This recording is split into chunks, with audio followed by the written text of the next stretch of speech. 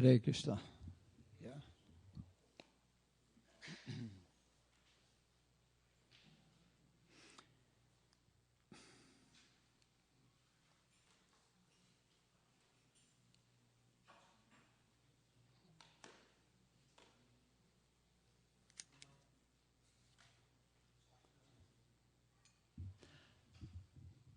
We need a few players, means one mridanga player. Who is that? And also at least one or two devotees playing kartals. They should be, okay, you're there, huh? Yeah. Yeah, that's fine. Hare Krishna. Padam padam yadvi padam. Material world.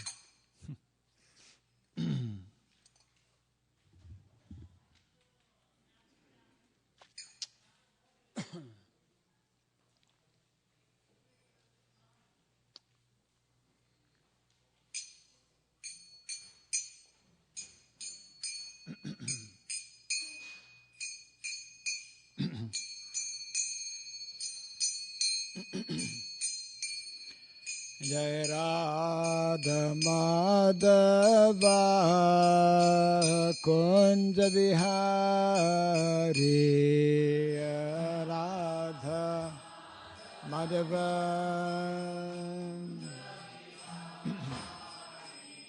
Jai Radha Madhava Kunja Bihari Radha Madhava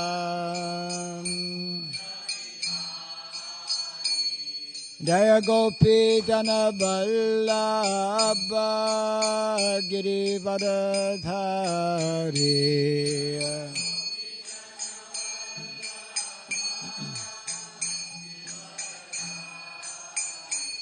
Jaya Gopi Jana Vallabha Girivardhari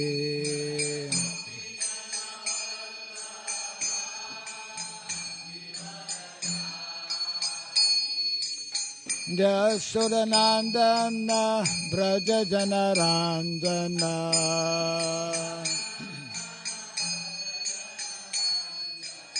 Jasodanandana Braja Janarandana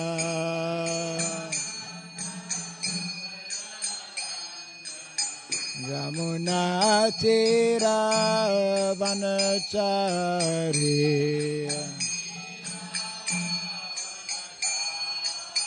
Yamuna Tira Vanachari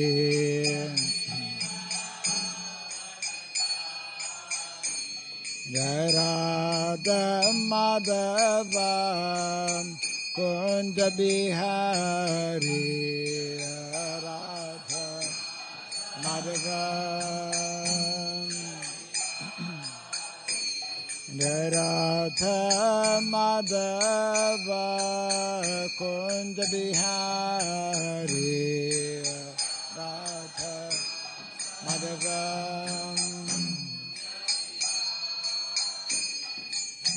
Gopi Jana Vallabha Girivardhari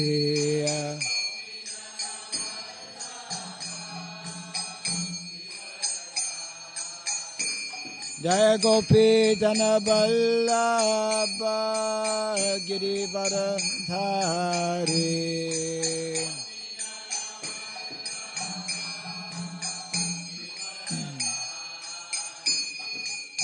Jasodanandana Braja Janarandana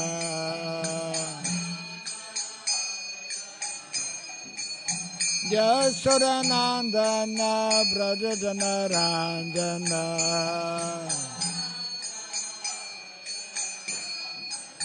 Jamuna Tira Vanachari Jamuna Tira Vanachari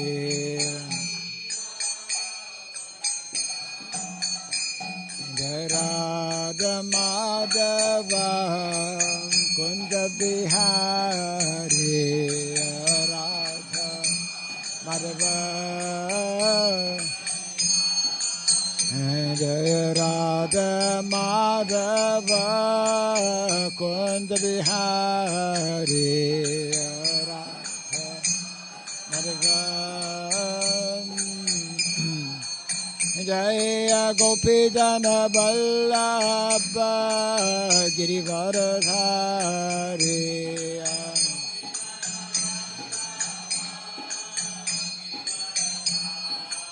Jaya Gopi Jana Vallabha Girivaradhari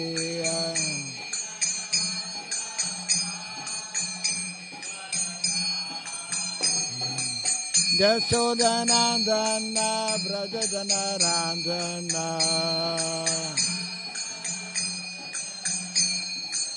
Jasodanandana Brajajanarandana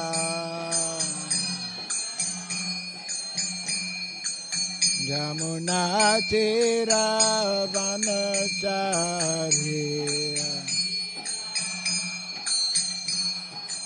Jamuna Tira Vanachari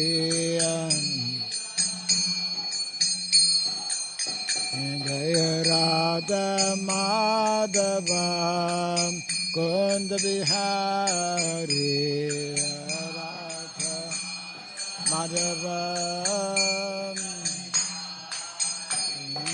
Radha Madhava Kunda Bihari Radha Madhava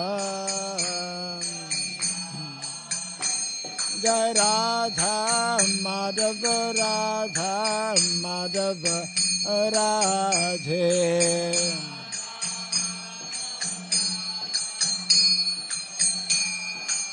Jaya Radha Madhava Radha Madhava Radhe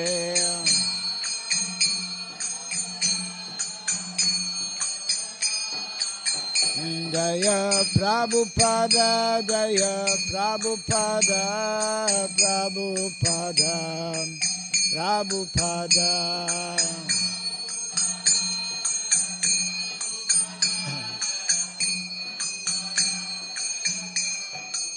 Prabhupada, Prabhupada, Prabhupada, Prabhupada.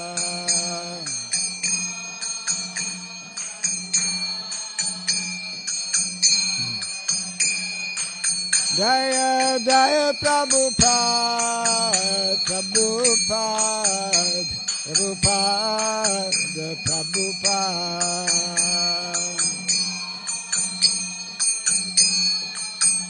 Prabhupada, Jaya Jaya Prabhupada. Gaura Pimanandi. Jayam Vishnupada Paramahamsa. Parivraj Gachaja Stotra Satta Sri Simad. His Divine Grace, Srila Bhai Charan Narvin Bhakti Vedanta Swami Srila Prabhupada ki. Ananta Koti Vaishnava Vrinda ki. ISKCON BBT, Founder Acharya's Divine Grace, Srila Prabhupada ki. Namacharya Srila Haridas Thakur ki. Prem Se Gaho Shri Krishna Chaitanya Prabhu Nityananda, Sri Advaita Gadadhara Sri Vasari Gaura Bhakta Vrinda ki. Sri Sri Radha Krishna Gopa Gopinath, Shamakunda Radha Kunda Giri Govardhan ki. Sri Vrindavan Mathura Dham ki. Sri Dwarka Dham ki, Sri Jagannath Puri Dham ki, Sri Navadip Mayapur Dham ki, Sri Mayapur Chandradaya Mandir ki, Gangamai Jamunamai ki, Tulsi Devi Bhakti Devi ki, Harinama Sankirtan ki, Grantara Srimad Bhagavatam ki, Janithai Gaura Pimanande. All glories to the assembled devotees, all glories to the assembled devotees. All glories to the assembled devotees. All glories to Sri Guru and to Sri Gauranga. All glories to Srila Prabhupada. Who's in charge of the sound system? Where is he? The sound is not right. It should be a little. I mean, it's like I have to put the microphone in my throat. Yeah, that's better. A little better. Thank you. Yeah. Very important occupation, actually.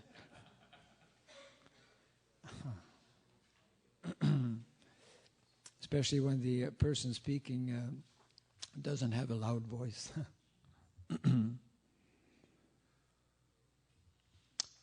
I'm looking for a clock, and I don't see one. It's very difficult for me to see clocks behind me.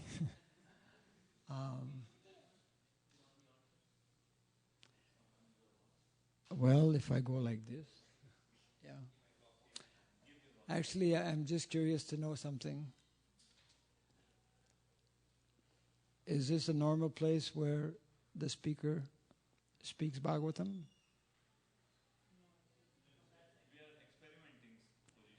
Don't experiment. Actually, I'm sitting in the wrong place.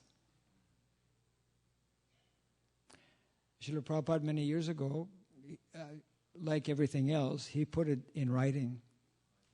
Yeah.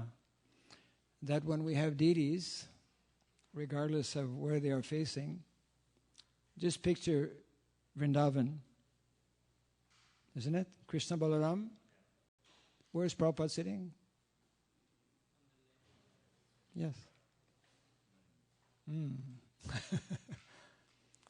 So normally you have people speaking there or not? Only for the presentation. How will I see the presentation?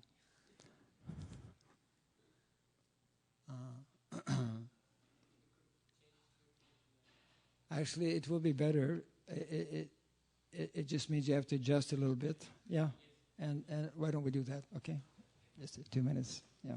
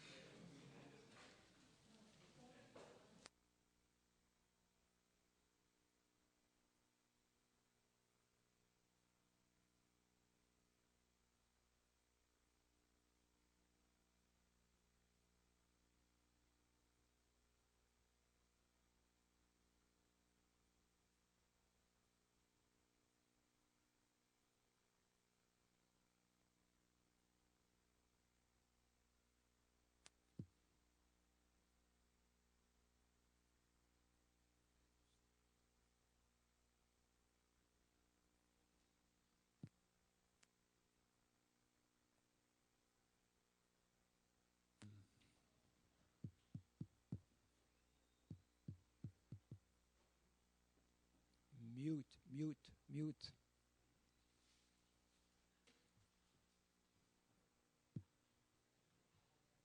Little challenge for those in charge of communication here. Hare Krishna. We'll get it. I need to know timing. For example, how much time we have, and then we have a.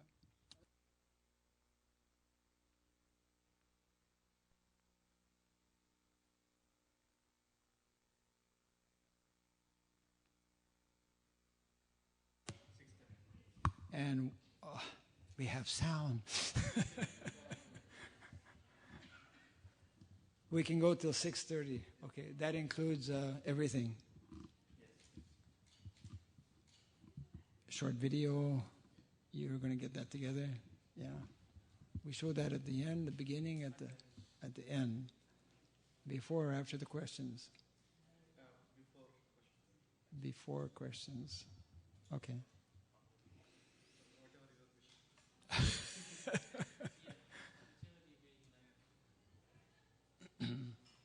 6:30. 6:30 is prasadam, right? Oh, Arati 6:30. Okay, yeah. And that's 20 minutes, I think. Video is about 20 minutes. Okay. Anyway, just have it ready, and I'll let you know.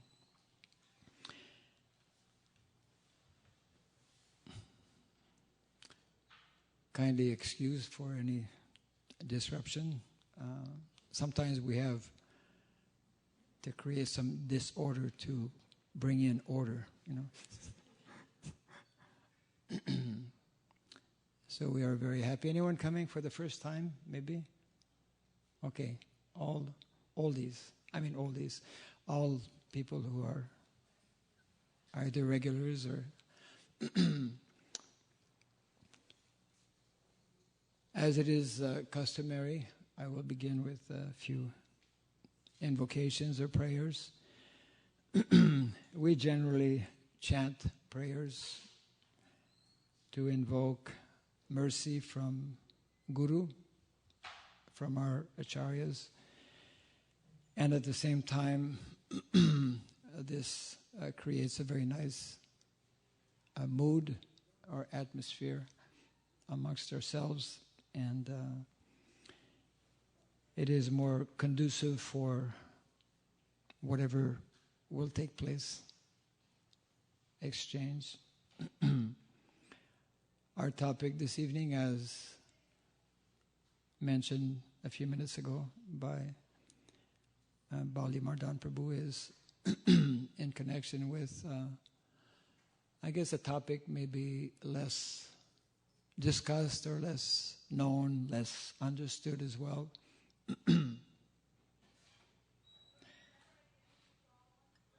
that we call varnashrama Dharma.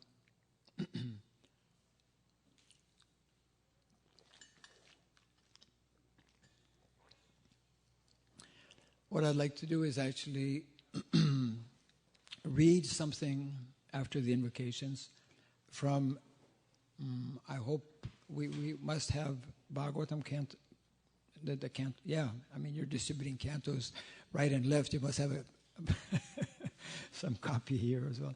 I need the 8th canto of the Srimad Bhagavatam, coming right up. Yeah, there it is.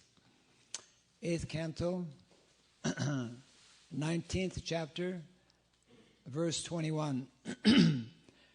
Kindly make a mental note, and those who have a pen, they can write it down, as some of you are doing. Yeah, I won't. Yeah, you can just put it here. I'll read it after a bit.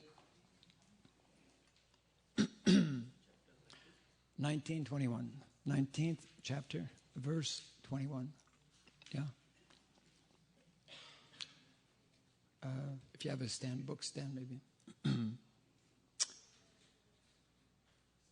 Om Agyana Timirandasya Gyananjana Salakayam Chaksurun Militam Jena Tasmai Sri Gurave Namaha Sri Chaitanya Manobhistam Stapitam Jena Bhutale Swayam Rupa Kadamahyam Dadati Swapadantikam Bande Ham Sri Guru Sri Juta Padakamalam Sri Gurun Vaishnavamscha Sri Rupam Sagrajatam Sahagana Ragunatan Vitam Tvam Sajivam Sadvaitam Savadutam Parijana Sahitam Krishna Chaitanya Devam Sri Radha Krishna Padan Sahagana Lalita Sri Visakanvitamscha. He Krishna Karuna Sindhu Dinabandhu Jagatpate Gopesha Gopika Kanta Radha Kanta Namostute. Tapta Kanchana Gaurangi Radhe Vrindavaneshwari Vrishabhanu Sute Devi Pranamami Hari Priye. Vanchakalpa tarubhyascha kripa sindhu bhyaevacha patitanam pavanebhyo vaishnavebhyo namo namaha. Narayanam namaskritya naram chaiva narottamam devim saraswatim vyasam tato jayam mudirayat nasta prayashabhadreshu nityam bhagavata sevaya bhagavati utamashloke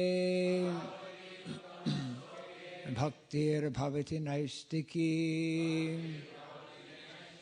Sri Krishna Chaitanya Prabhu Nityananda Sri Advaita Gadadhara Sri Vasari Gaura Bhakta Vrinda. Hare Krishna Krishna Krishna Hare Hare Hare Rama Rama Rama Hare Hare.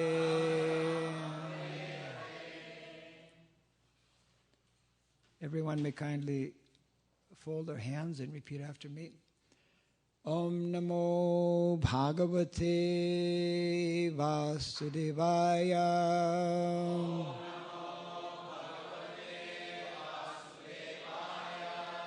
Om Namo Bhagavate Vasudevaya.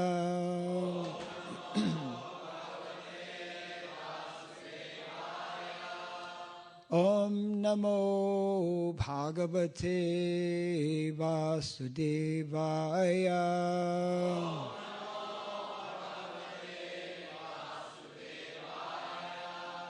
Mukam karoti vachanam pangum langayate girim yat kripat maham bande Sri Gurum Dinataranam. Yat kripat maham bande Sri Gurum Dinataranam.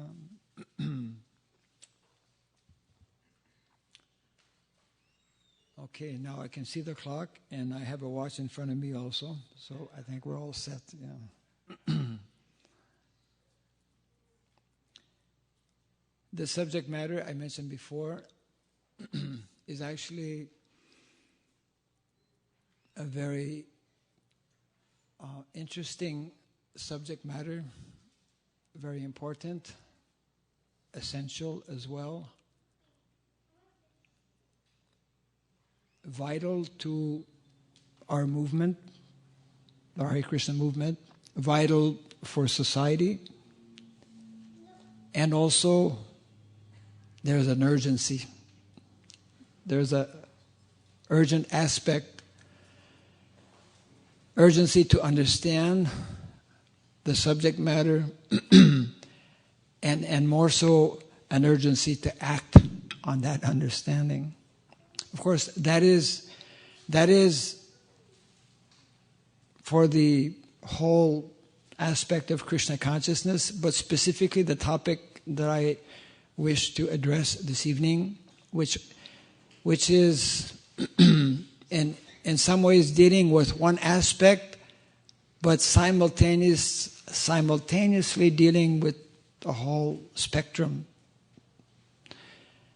of what we sometimes refer to, what Srila Prabhupada sometimes refers to as Sanatana Dharma.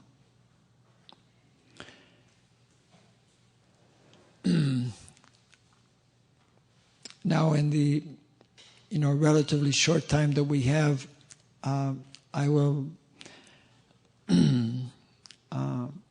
request or pray to Sri Sri Radha Madan Mohan to kindly inspire to tell the important things during this short time. To help me along, actually, I chose this particular text, as I mentioned earlier, which I was explaining to some devotees this afternoon. One of my godbrothers, just maybe about a month ago, I was visiting for the first time his community. It is a new community. Probably many of you have not heard about it. Definitely most of you have not seen it yet. It's in Kentucky, and it's called Chintamani Dham. Anyone go there yet? Or some of you have heard about it, maybe? Yeah. And I was there a few days, and he selected this particular text, which I feel is, if I read it before, I forgot about it, like so many things in Kali Yuga. And this text is very relevant to the subject matter that I wish to discuss. So I will just take one section of the purport. It's not a very long purport, but the section that I feel is especially appropriate. Before I do that, and in relation to the video we'll be seeing within, between now and 6:30, something that many devotees, of course, those who were here last time when I came, did hear about these 4 divisions or 4 movements of our ISKCON society. Srila Prabhupada, I won't spend too much time on this because I had mentioned it before and it's there in our books as well. But it is extremely, extremely important to understand that, just like Krishna, when he comes in the material world, even before he comes, he has a plan. He has set things up in a particular way for a particular purpose. It's like somebody who has a product. He creates it for a particular purpose, and he knows what the utility of that particular product is for. Krishna has created this material world. Aham sarvasya prabhavo matas sarvam pravartate. So he knows, obviously, why he created it, and he has a purpose. This is all, so that purpose is the same purpose that those great personalities who come in the material world, whether they be incarnations or, let's say, acharyas, great teachers, they tune in. That is one of the special, most important, I would say, qualification of a student or disciple is to tune in to what the master is trying to tell, isn't it? Our Vedic literatures are full of such examples. The success of a student, the success of a disciple is to understand the inner desires, isn't it? To pick up on the mood and to understand the inner desires of Guru. Because Guru, he is understanding the inner desires of his Guru, and it goes way up, all the way back to Krishna. And in this way, Krishna's mission, Krishna has a mission, becomes fulfilled through his various representatives. So Srila Prabhupada has simplified, because in Kali Yuga, we have a hard time understanding even simple things. To help us along, Srila Prabhupada has simplified, I would say, Krishna's mission and Lord Chaitanya's mission. That mission ultimately is the same, isn't it? To bring Krishna consciousness to everyone. and to facilitate two things. To facilitate that while we are here in the material world, we can make the best use, as Prabhupada would say, of a bad bargain. This body, to begin with, is a bad bargain. And so many things in the material world are presenting problems in so many ways. I think all of us could make a very long list of that without any difficulties. So how to utilize this material energy, isn't it? This body, so that we can achieve the best results. And then how to ultimately become qualified to return to the spiritual world. So the four, we could say, divisions or movements that Prabhupada identified are interconnected with one another. And our video this evening actually will be in about, I think it takes about 15 minutes. It's a 15-minute video. It's called the fourth wave. It's like on the ocean, we have waves. So the first wave of Lord Chaitanya's Sankirtan movement is actually based on the holy name and the writing and distribution of transcendental literatures. If we look at the Gaura Lila, Lord Chaitanya Mahaprabhu, he began his teaching, his movement, by going out in the streets of Navadvip and chanting the holy name. And he deputed his most stalwarts of students, his associates, the Goswamis of Vrindavan, to write books, which they did very brilliantly, very extensively, on the science of bhakti, isn't it? And we are, to this day, getting benefit of that as well, are able to learn about the science of devotional service. So that is the first movement. It is called Sankirtan movement, the holy name and books. The second, if we see, I'm going back to Vrindavan, and we can just transplant, or we just look at what, mentally you can all do that to save a little bit of time. What Srila Prabhupada did when he came to the West, you see. He also started, isn't it, Thompson Square Park, Hare Krishna, clapping his hands. So the second movement, also we could say inaugurated by Lord Chaitanya, is actually called the temple worship movement. Temple worship. Many wonderful temples were established in Vrindavan, isn't it, by the Goswamis. And then Srila Prabhupada, 500 years afterwards, same thing, isn't it, all over the world. This time not only in Vrindavan, on all the continents. Second movement. Third movement, Prabhupada coined as the spiritual initiation movement, linking or connecting people in Guru Parampara. Which, if we look within our ISKCON society, all the different kinds of congregational preaching programs. And the fourth one, which we generally, once again, are less familiar with, know less about as well. Srila Prabhupada, he referred to the fourth movement as classless society movement. These are the very words. I'm using Prabhupada's own words, not making anything up here. Classless society. Classless society meaning that we have the four varnas and the four ashramas within the system of varnasrama, but everyone is the same.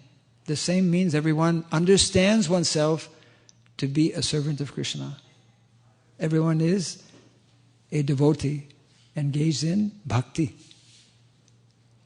But temporarily, for this lifetime, assuming, like in a drama, Prabhupada gives that example, as like in a drama, assuming a temporary role of a brahmana, a kshatriya, vaishya, shudra, and within brahmachari, grihastha, vanaprastha, sannyas, ashrama.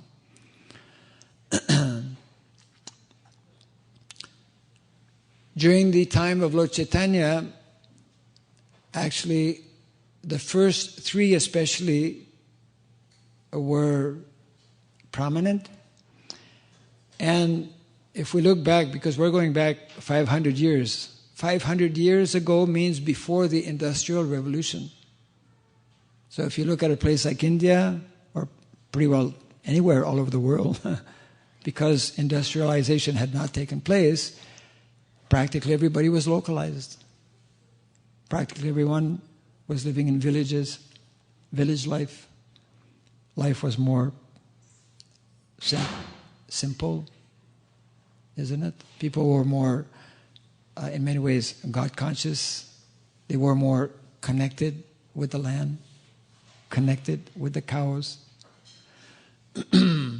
But since the time of, actually, Srila Bhaktivinoda Thakur, close to 150 years back, then such acharyas as Srila Bhaktivinoda Thakur, then his son, who became Srila Prabhupada's guru, Srila Bhakti Siddhanta Saraswati Thakur, they started to speak about what is called Daiva Varnasrama, the need and the importance to introduce, because something very important is that we don't think about it very much. Even as devotees, we should. But unfortunately, we, for different reasons, probably because we're right in the middle of what is happening in terms of, industrialization on a global scale, just capturing everybody.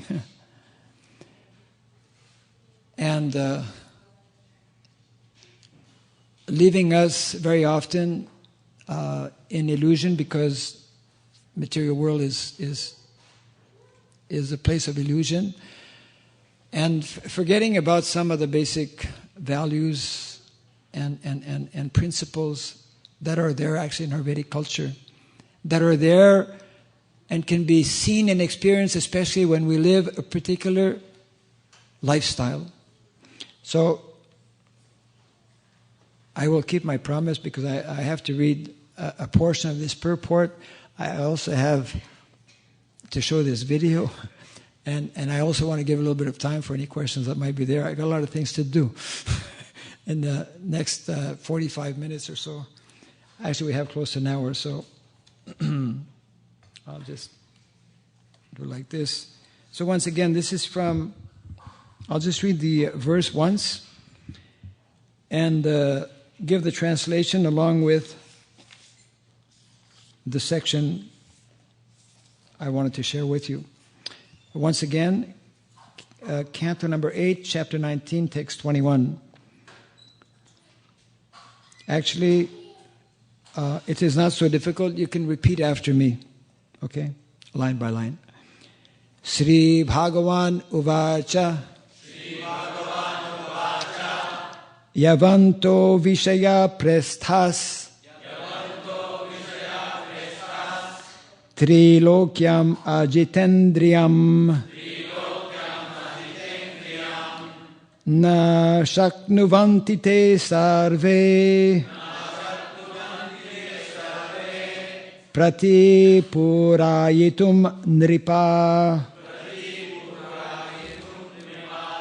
Translation and purport by His Divine Grace A.C. Bhaktivedanta Swami, Srila Prabhupada Ki. The personality of God had said, this is the chapter entitled, The Lord Begs Charity, from Bali Maharaj.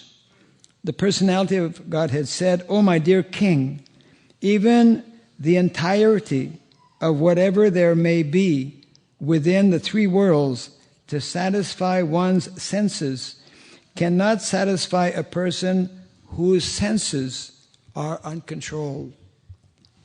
You will kindly repeat after me so that this can sink in a little bit more. The personality of God had said,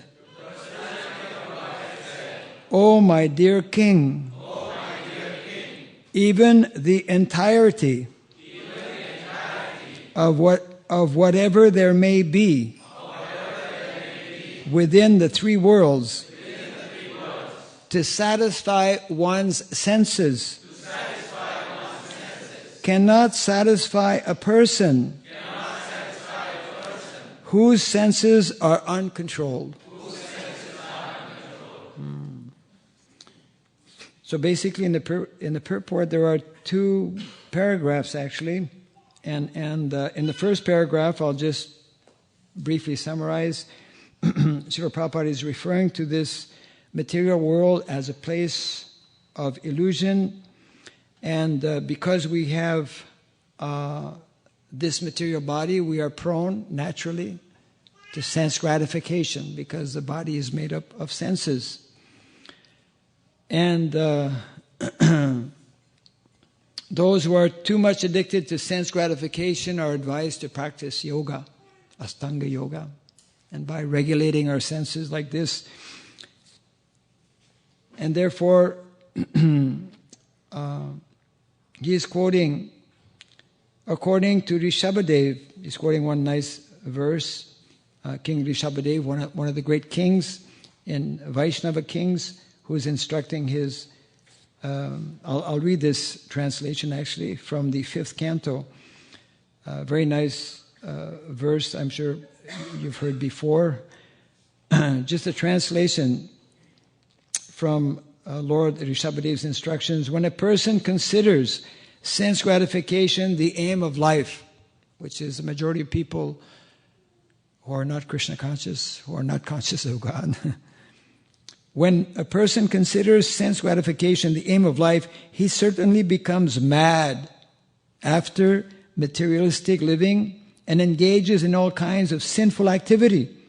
He does not know that due to his past misdeeds, he has already received a body which, although temporary, is the cause of his misery. Our material body is our cause of misery, and we are causing that misery by the wrong choices we are making. Actually, the living entity should not have taken on a material body, but he has been awarded the material body for sense gratification. Therefore, I think it is not befitting an intelligent man to involve himself again in the activities of sense gratification. And at the end of this first paragraph, but I want to read the second one, Prabhupada concludes, therefore, the Vedic culture or Brahminical culture teaches one how to be satisfied with possessing the minimum necessities of life. And here's the second paragraph I wish to read. To teach this highest culture, varnashrama dharma is recommended. The aim of the varnashrama divisions, Brahmana, Kshatriya, Vaishya, Shudra, Brahmacharya, Grihastha, Vanaprastha, and Sannyas, is to train one to control the senses and be content with the bare necessities. Here, Lord Vamanadev, as an ideal brahmachari, refuses Bali Maharaj's offer to give him anything he might want. He says that without contentment, one could not be happy even if he possessed the property of the entire world or the entire universe. In human society, this very important line I'm reading here, in human society, therefore, the Brahminical culture, Kshatriya culture, and Vaishya culture must be maintained, and people must be taught how to be satisfied with only what they need. In modern civilization, there is no such education. Everyone tries to possess more and more, and everyone is dissatisfied and unhappy. The Krishna consciousness movement is therefore establishing various farms, especially in America. Where are we now? America. I'm just reading here. The Krishna consciousness movement is therefore establishing various farms, especially in America, to show how to be happy and content with minimum. Jai Shri Sri Radha Madan Mohan Ki Jai. To show how to be happy and content with minimum necessities of life, and to save time for self-realization, which one can very easily achieve by chanting the Mahamantra, Hare Krishna, Krishna Krishna, Hare Hare, Hare Rama, Rama Rama, Hare Hare. To me, this purport is powerful. Very powerful because it really goes to the root. It is mentioning about the importance in the Vedic culture to be satisfied with whatever the Lord arranges, and to be satisfied with also the minimum, because sometimes we will get the minimum, sometimes we'll get maybe less than the minimum also. Number one. Secondly, in connection directly with both the video we'll be seeing and also the theme that we're trying to develop here this evening, there's an important book I came across this year actually. Before that, I'd heard about it a little bit, but I never read it because our Vedic Shastras are there's so many books, so vast. It is called the Kautilya Arthashastra. Kautilya is Chanakya Pandit. Has anyone here read this Arthashastra by Kautilya? Raise your hands. Not too many hands. Not too many hands up. Maybe some of you have come across it a little bit. Part of it, yeah. In the beginning of the Kautilya Arthashastra, 4 sciences are described. Of course, the whole Arthashastra is especially dealing with one science, which is the science of governance. It is meant for the Kshatriyas. The 4 sciences are directly connected with one important line mentioned in the purport by Srila Prabhupada. And that important line mentioned by Srila Prabhupada in the purport is intimately connected with varnashrama dharma. So, it's all connected, isn't it? What are those 4 sciences? Let me ask the question. Who can tell me what is the first of the 4 sciences? If you happen to know the 4 sciences, don't spill out all the 4 sciences in one shot. I just want to know the first one. Who knows the first one? You remember? No. No. Dharma covers everything. Dharma. I was in Canada for the last 4 months actually, and developed a course called Dharma Shastri. I started to give actually a few places, and it's connected with this Arthashastra. Very interesting actually. The first science is called the science of philosophy, metaphysics. That there's something beyond this body. There's something beyond matter, isn't it? So philosophy is the first of the 4 sciences, which is connected with all the with the other 3 sciences coming up. And just if you hear attentively, you'll understand how this fits in perfectly, within the whole spectrum of dharma. Second science, actually, these 3 other sciences, they are taking light, we can say, from philosophy. You cannot have the other 3 without philosophy connected. So the second science is the science of Veda, Vedic knowledge. And that is the domain of Brahmanas. There are 14 books of knowledge. 14 books of knowledge that we are not teaching at present, that we don't even know about. Many of us are less familiar with these 14 books of knowledge. Of course, Srila Prabhupada has given us the essence, but in order to establish varnashram, a varnashram society, it is imperative to know about these 14 books of knowledge. Anyways, we'll come back to that possibly.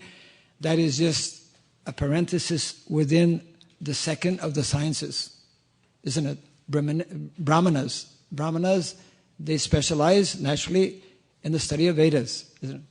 Third science. Anyone? The third science is the science of politics. Politics. We're not supposed to have any politics, right? The science of politics is the science of Kshatriyas. Brahmanas, Vedas.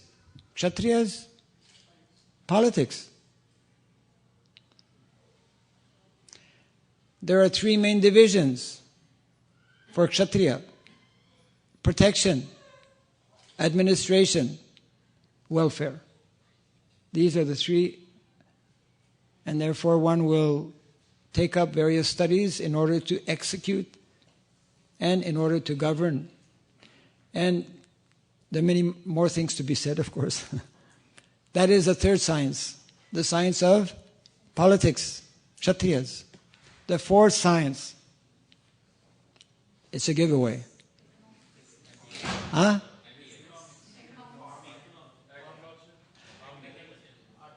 Fourth, I'll keep it simple. Fourth science is economics. Money. The science of economics. The science of economics is summarized in 3 words. We were talking about it this afternoon a little bit. 3 words. Simplicity. That's not one of them. Simplicity is one of the features of the Vedic culture. Vedic culture means Varnashram culture. Sometimes Srila Prabhupada, he speaks of Sanatan Dharma and Varnasrama Dharma as being the same. Actually, they are intimately connected, and in many ways, Varnasrama Dharma is also Sanatan. Sanatan in the sense that it is the eternal system. It is the standard system. We should hear this and try to understand it. Varnasrama Dharma is the standard system, the chosen system by the Supreme Personality of Godhead, Krishna, for those who are here in the material world, that if followed and applied, very quickly we can go back home, back to Godhead. So the fourth science, the science of economics, is based on the following 3 words that all of you will recognize: Krishi, Goraksha, Vanijam. Krishi, Goraksha, Vanijam. Agriculture, cow protection, and trade. Trade on Krishi. Trade on Goraksha. Exchange on what we produce. Exchange on what the cows will also, like milk products, etc. Not factory business. Factory business is actually demoniac. So this brings us to another important consideration. Got to be careful here. That consideration is the following. If we know, and now you all know, if we know that, wow, economics means agriculture, cow protection, and trade on those things, then it means that the Vedic culture, kindly hear this attentively and try to understand, it means that the Vedic culture is primarily, first and foremost, an agrarian culture.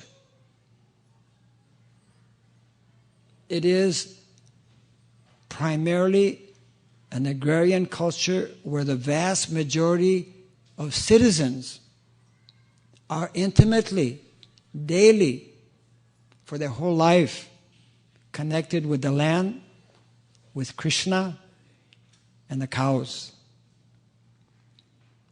Or we say, land, the cows, and Krishna. This is the perfect combination.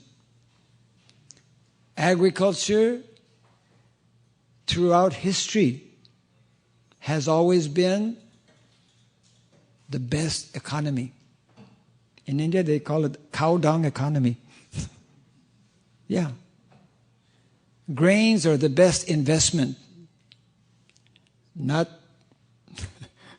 your stock market that's going up and down and, making people go crazy, especially nowadays. Anyways, we're not supposed to gamble also. That's one of the 4 principles of Dharma. We need to understand some of the basic principles and concepts of Dharma. And it is only when we begin to understand. I'll explain something. This is Bhishmadev, Mahabharata.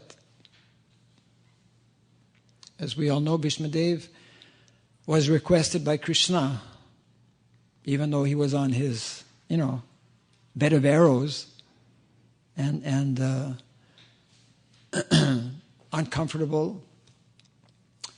Krishna, of course, blessed him that he would not have discomfort in order to speak and explain.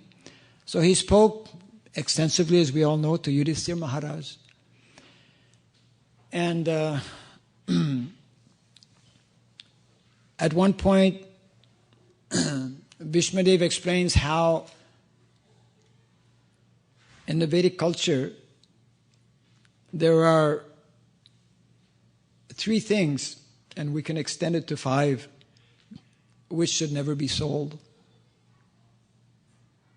Land should never be sold.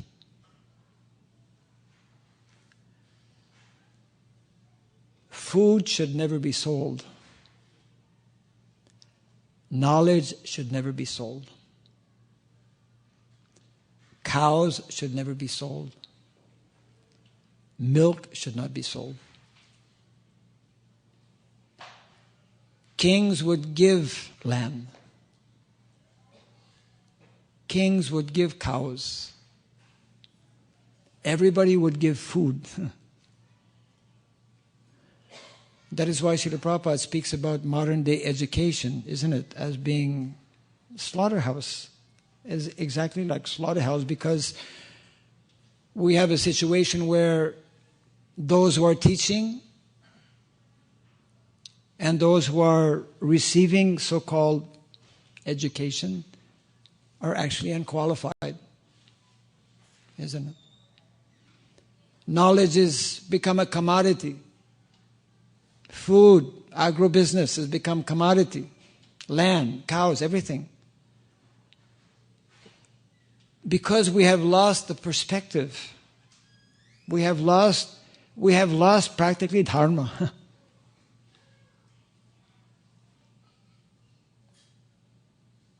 The 4 legs of dharma, isn't it? Satyam, daya, tapa, saucham. Truthfulness, compassion, austerity or discipline, and purity, cleanliness.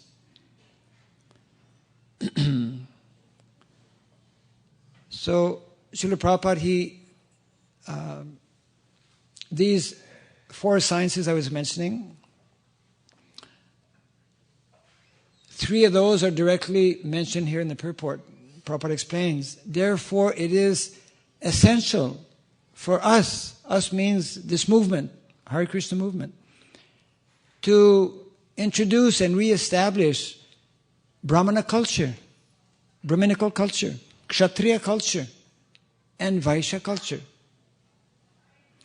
We have been doing something for many years, and we continue, which is, to our credit, we could be doing more, but we've been doing something in terms of establishing Brahminical culture, isn't it? We have Bhakti Shastri courses, we have Vaishnav Institute for Higher Education, we have various educational, and in our temples we have classes, etc. like that.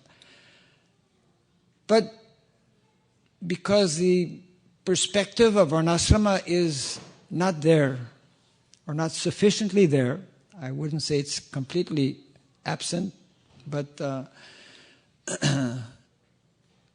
therefore, especially the other 2 cultures, the Kshatriya culture, the Vaishya culture, missing. What happens when we don't have Brahminical culture? When we don't have Kshatriya culture? When we don't have Vaishya culture? These 3 categories, they are dvijas, twice born, isn't it? When we don't have such qualified persons in society, no one will be properly guided or directed. No one will want to follow people who are not qualified. But, so that is one of the, isn't it, responsibilities, duties, objectives of our society, to create such qualified individuals. Okay, maybe we cannot, again, have personalities like Bhishma Dev and Bhima and the Pandavas, and but we can have people who, as much as possible, and Prabhupada did mention, it will take some generations. Just like we see now in various countries, how when a child is born in a Vaishnava family, just like this afternoon we were at Sri Krishna Purushottam Prabhu's house, and it's a little boy who's not yet walking, but it's like, Hari Bol, and spontaneously, naturally, isn't it? This is like very often, especially for people from America, first generation. So Srila Prabhupada was envisioning, okay, 2nd generation, 3rd generation, if we pursue this path, how powerful and how advanced individuals will become. This is where we come in, you see. We are still in the pioneering stages of this Krishna consciousness movement. And every single individual has an immense and urgent responsibility to fulfill Srila Prabhupada's desires and his mission. And now we're, 1st generation is not going to be around for a long time. Already many stalwart preachers are no longer with us. And, the time factor is there for all of us. So I think, are we ready for this? Yeah? Okay. What we will do now is take 15 minutes to watch this video, and then there'll be a little bit of time for any questions that might be there. All you have to do is kind of turn around a little bit, and you can watch the screen, and I can watch it this time also, although I've seen it before. Hare Krishna.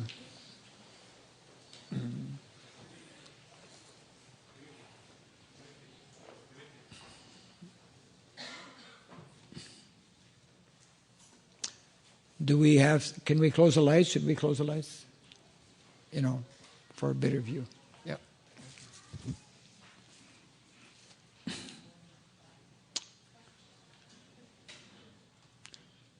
So this fourth wave, until it comes, maybe I'll just mention a few things, and if it comes, I'll stop speaking. It'll speak for itself.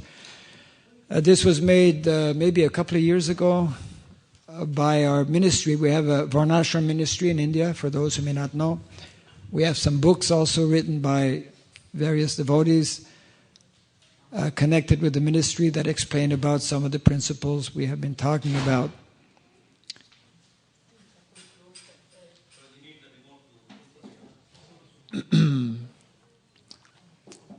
So in the spirit of what Srila Prabhupada was speaking about in the purport, it is of importance for each member of the society to try and understand this fourth, we call movement, or fourth wave. And today I was actually, not today, yesterday. Yesterday I was in Seattle, and I have seen for the first time in my life a local GBC member full-time doing farming, actually. Hari Vilas Prabhu is many of you may not know, he has a small farm in Seattle. I didn't know until a few days back. I think close to 20 acres of land. And showing by example how one can begin. He's supplying most of the flowers for the deities, actually, and spending many hours every day. And very soon also preparing to get cows so that he'll have automatically ahimsa milk, isn't it?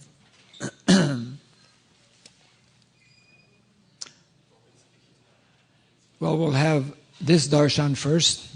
Jai Shri Sri Radha Madana Mohana ki Jai, Shri Sri Gaunitai ki Jai, Jai Nishangre Bhagavan ki Jai. Since there seems to be some technical difficulties, we may take one or two questions, but knowing that if the video starts, we'll have to continue after questions. Whoops, something is coming.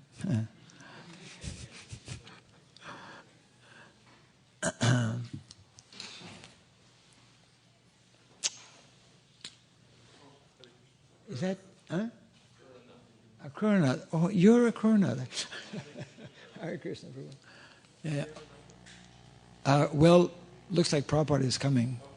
Okay.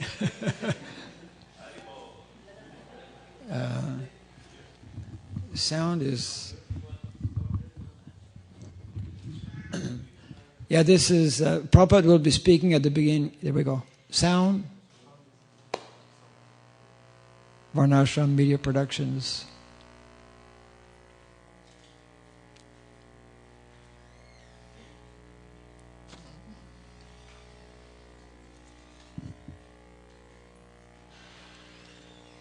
Can do better on the sound there.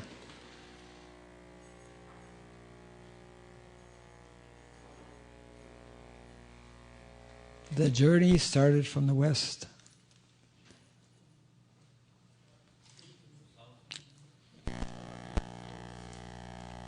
Srila Prabhupada is explaining briefly. My mission is to preach. Okay.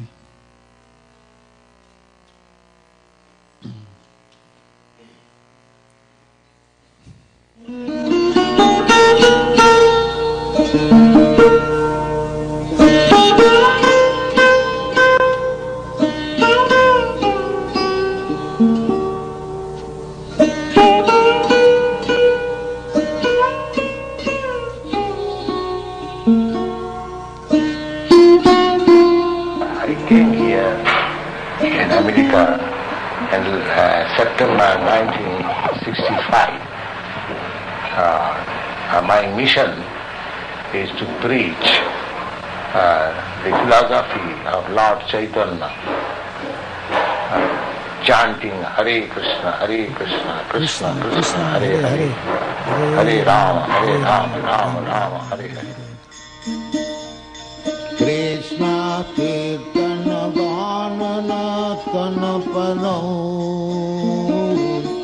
Premamritam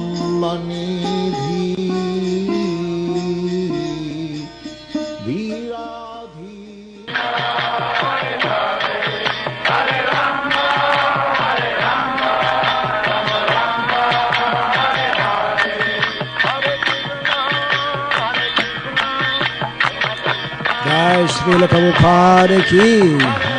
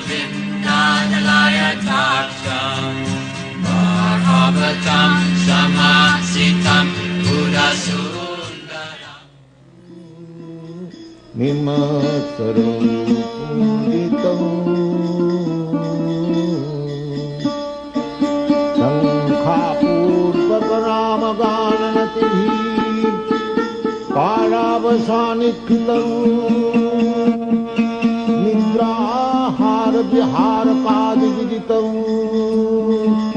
चत्तन्तौ दीनौ चजौ शङ्खापूर्वक नाम गाननतिभिः कालावसानिकृतौ निद्राहार विहार कादि विदितौ चत्तन्तौ दीनौ चजौ गोपी भावरसामृता विलहन्ति कल्लोलमग्नौ नमो वन्दे सनातन रघुनाथं श्रीजीव गोपालकं कृष्ण कीर्तन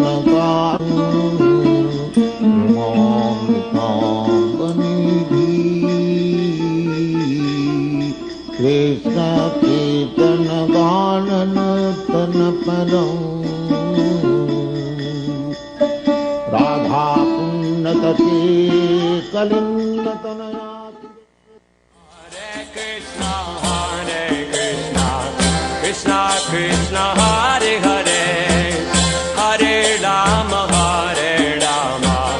Rama Rama Hare Hare Hare Krishna Krishna Krishna Hare Hare Hare Rama Rama Hare Hare Hey Hare Krishna Krishna Krishna Hare Hare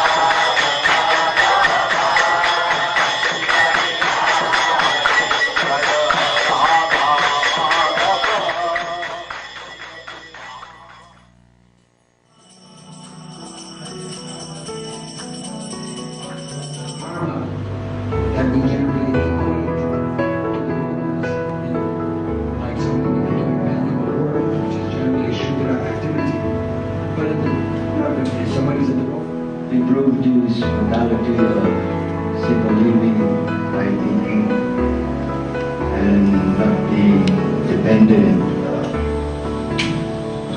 Is that the point of the dharmas that Krishna is telling us? Parityaga, to give it up. Instead, we have a different way of dharma. Now, a village is not a business, and it's not exactly business, and it's not either a tradition. Has no confidence in you, he or she will not give his or her best. Devotees who are serving but fear, they are not going to give their best to ISKCON because they have no confidence. Varnasrama, as Papa wanted to see a community where people are living peacefully.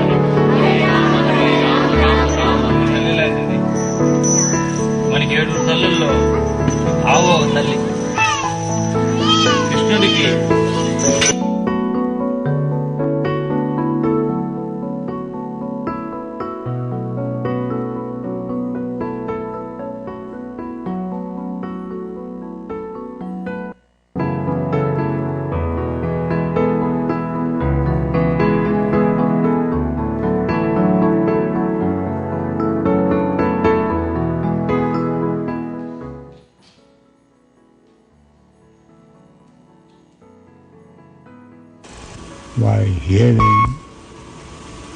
by discussing Srimad Bhagavatam, this Rajagun Tamagun is subdued. Then Satagun remains.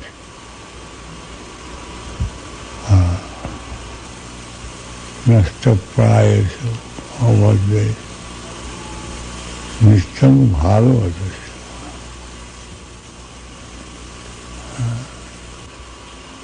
Then Ratagun, Tamagun cannot do us harm.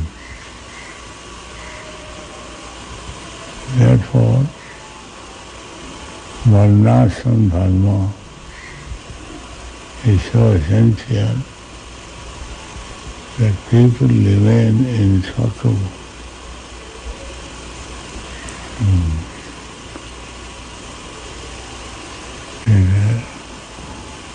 Tamagun, Rajagun, Rajastama bhava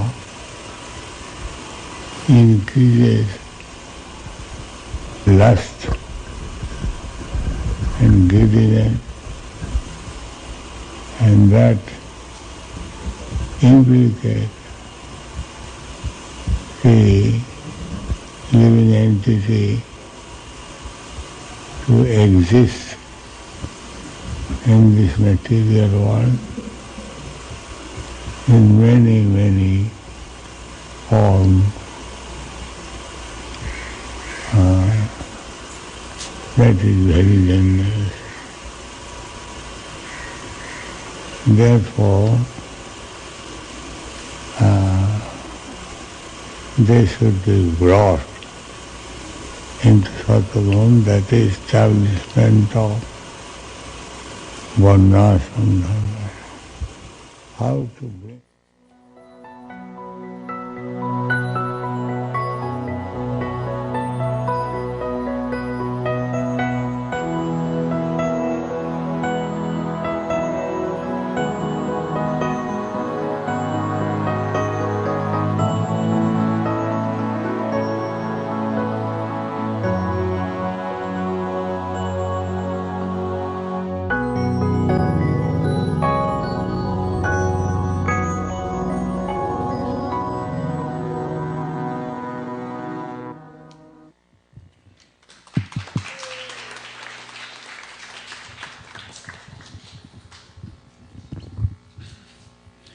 Jai Srila Prabhupada ki Jai.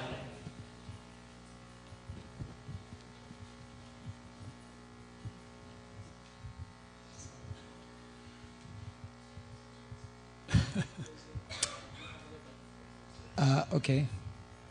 We have a few minutes for any questions or comments. There's a hand up. Any microphone going around? Coming. Just not coming. You can go ahead. Don't wait for the microphone. I'll repeat. Oh, I see. I was going to repeat it, but anyways, yeah, since it's arrived. Arriving. Yes.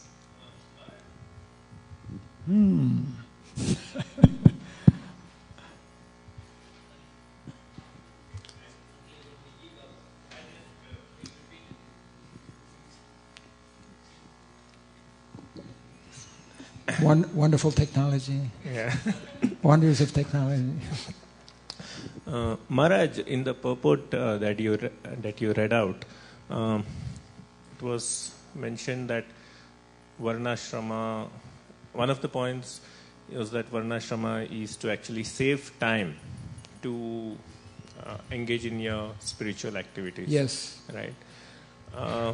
Is that the primary objective of varnashrama? Because if that is the primary objective, then probably one could also argue that we don't need to lead such stressful jobs, have such stressful jobs as working in factories or working in IT companies. Maybe just become a teacher or a lecturer in some college, and you would get a lot of time to pursue your Krishna consciousness. So, how would we answer that? Or is farming by itself supposed to be spiritual, which maybe teaching does not actually give you that spiritual bent of mind? It is not that farming by itself is spiritual, because one can be a farmer in total Maya, Right. The idea is that a more simplified lifestyle, connected with the cows, connected with the land, helps one to move towards the mode of goodness and beyond. The whole Vedic culture is actually meant to help us progress. So the whole varnashrama system has been given to us by Krishna as a very scientific system, process by which we can gradually, through association, by serving persons who are in various positions. As I mentioned, the three dvijas, isn't it? Brahmanas, Kshatriyas, and Vaishyas. We were discussing how every day these three classes, they must study the Shastra, isn't it? So that means that they will be actually qualified to lead and to direct, because the rest of society is actually dependent on the Brahmanas, Kshatriyas, and Vaishyas. There is a whole discussion that is needed in terms of the importance of what we call traditional occupations, traditional technology, soft technology as opposed to hard technology. Modern day society is based on hard technology, which is having so many minus points, you see. So the time factor is an important one, but it is not the only one. But it is a very important one because we do see that when we live this lifestyle, one does, otherwise how could the residents of Navadvip, Mayapur spend 4 months of the year, going to Jagannath Puri and remaining there with Lord Jagannath during Rath Yatra, etc.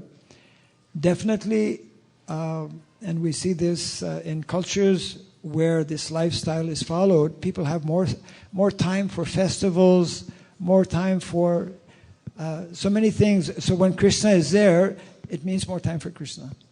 So not to minimize, but it is one aspect. And then it's just, the other one is that it helps us to progress more and more towards the mode of goodness, Satagun, and beyond pure goodness. Okay, Maharaj, thank you. Yes. Second...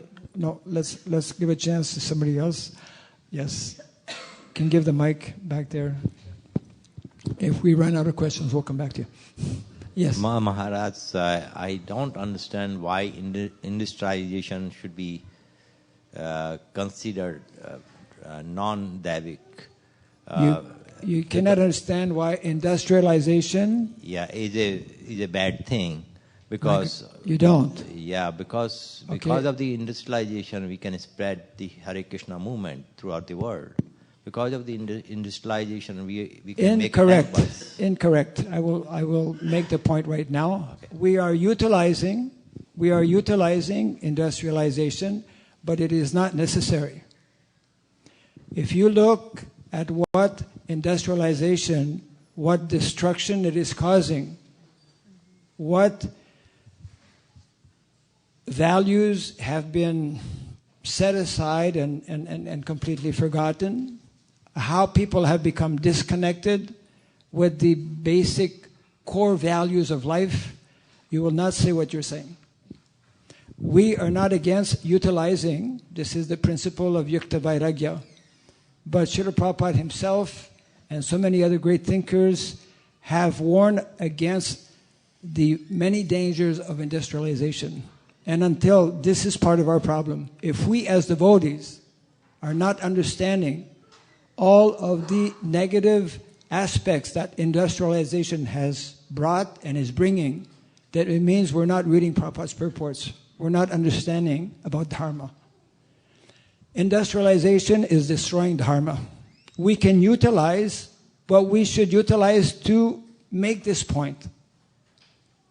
We can live without such kind of industrialization. This industrialization started just 200 years ago and is based primarily on greed. Do you agree or not? Do you agree or not? Yes. Okay. So is greed a proper motivating factor for promoting or supporting industrialization? Answer the question. Yes and no. How you can say yes? And no. And I'll tell because industrialization is also done by the God's wish. Everything, even the self. Krishna wishes that we be sinful. I'm sorry, that is not correct. Nothing can happen in this world. It is not Krishna. You have nothing can happen in this world without the wish of Krishna. That is true, but your understanding is not correct. Okay. Yeah. Sinful activities are desired by Krishna? No. Sinful activities are done because of our misuse of independence. This is wrong understanding and philosophy. Bad in the world, it does not exist because Krishna wants bad. It's illogical. Yeah. Bad exists because we desire bad, because we make the wrong choice. And one of the wrong choices we have done is to go towards industrialization. And it takes a little bit of attentiveness in reading and understanding Srila Prabhupada's books, or Shastras, to know that this is a major deviation which we cannot fathom the kind of karmic reaction that is taking place and will take place. Prabhupada has mentioned today's modern civilization, parenthesis, which is based on industrialization, is a doomed society. Prabhupada is wrong. It is a doomed society. Prabhupada is telling we don't need these cities. Prabhupada is telling many things, I won't go on. That it is Maya to think that these cities are giving us comfort. Majority of people living in these cities are in total anxiety. People living in high-rise apartments, at the end of the month, most of their check is going to pay their debts because everyone is living off credit. This is Maya with a capital M.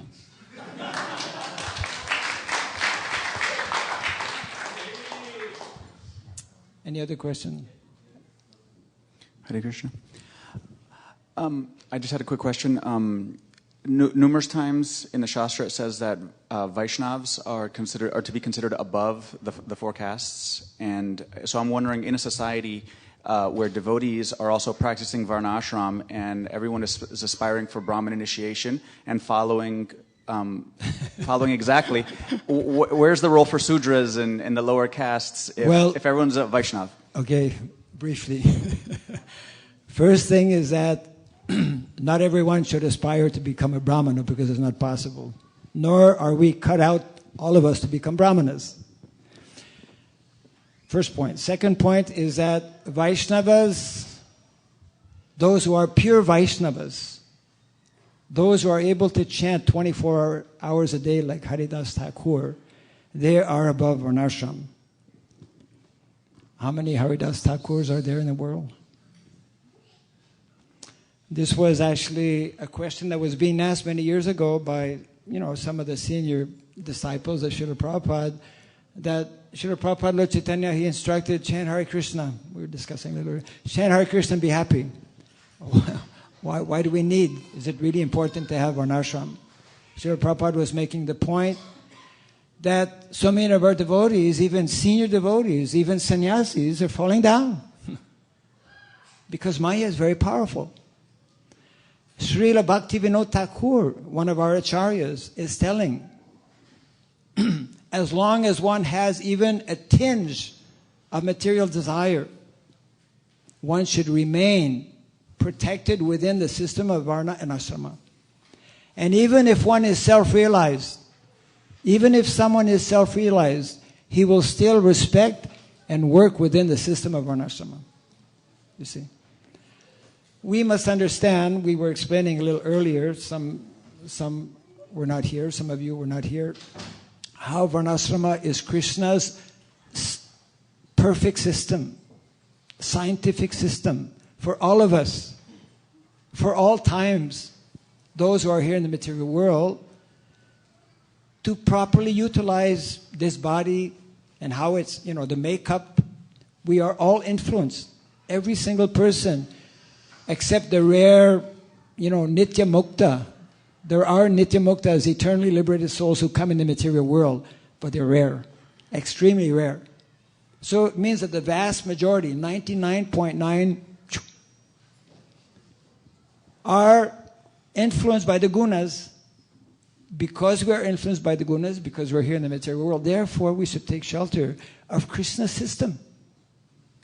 One quote was there, Prabhupada is telling, outside of the system of varna and ashrama, which is based, we mentioned earlier, on land, cows, and Krishna, 3 ingredients. There is no social system. We have tried, we've seen in the last few centuries, communism, capitalism, socialism, thisism, thatism. Nothing is working. Why? Because they are all deviations from Krishna's system. There are 2 swadharmas, natural occupations, natural ways of living that is given to us by Krishna. One is on the spiritual transcendental platform, bhakti. And one is on the material platform, varnashram. And the longer we don't understand this, we will go on having a hard time, adjusting ourselves and harmonizing. This body is material. The soul inside is spiritual. These two are opposing elements, isn't it? I mean, so we have to, we're living in the material world, but we are eternal. So we should learn the basic systems that Krishna has given, and we should learn to live in harmony with that. That's what varnashrama is all about, basically. It's not meant to turn everybody into a farmer, but we should know that the brahmanas in the varnashrama system also keep cows. They will also milk the cows. The kshatriyas also have land and keep cows. Everybody, one of the main occupations of shudras is to actually look after cows. Look after the brahmanas' cows, look after the kshatriyas' cows, look after the vaishyas' cows. It's not an easy thing actually to discuss about varnashram, because the word shudra is there for one, and nobody wants to, why are we promoting people to become shudra? Well, we should know, kalo shudra, we're all shudras. Kalo shudra sambhav. In Kali Yuga, we're all disqualified. Why? Because the Shastra explains that if one cannot trace out through 7 generations all of the samskaras that should have been performed, if these things are not recorded, you're a shudra. We can't even trace one. What to speak of 7? That begins with the Garbhadhana samskara. In the Western world, you speak to people about the Garbhadhana samskara, they're going to look at, are you crazy? Yes. Respected Maharaji. Yes. The concept of varnashram, I feel it is more applicable to India, which is one of the... Wrong. Right away I'm going to cut you off, because this is a gross misconception. This is one of the my dear sir, second largest populated... Are you saying that the Bhagavad Gita is for India? Country? Are you saying that the Bhagavad Gita is for India? That's what you're saying. Bhagavad Gita is for India. No. Then varnashram is not for India. Because the protection, Please learn some basics.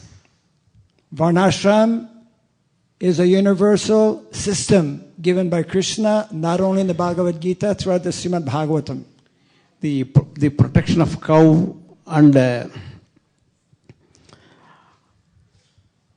economy or income derived out of cow's milk is more applicable in India. Incorrect. It is easier, I will agree with you, because of climate conditions. However, the principles of varnashrama, which is based on cow protection, is as applicable in India and America. You were not here when we read the purport. The purport today of the Bhagavatam, Canto number 8, chapter 19, text number 21. Kindly make a mental note of it and read it. Srila Prabhupada is explaining, we are establishing farm communities, especially in America.